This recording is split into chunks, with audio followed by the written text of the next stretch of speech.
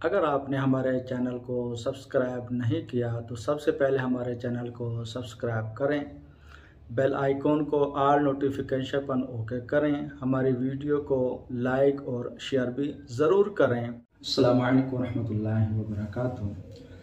आज मैं आप लोगों को जो अमल बताना चाहता हूँ वो है हज़रत अबू दरदा रज़ियल्लाहु ताला अन्हु फरमाते हैं कि अगर कोई शख्स यकीन कामिल के साथ 7 मरतबा ये आयत मुबारका पढ़ ले तो इंशाअल्लाह अल्लाह तबारक व तआला के फजल करम से उस पर कोई मुसीबत कोई आफत नहीं आएगी, मगर शर्त यही है कि यकीन कामिल से इसका वजीफ़ा करना है।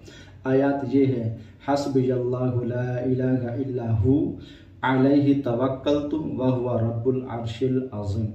हस्बियल्लाहु ला इलाहा इल्ला हु अलैहि तवक्कलतु व हुवा रब्बुल अर्शिल अज़ीम।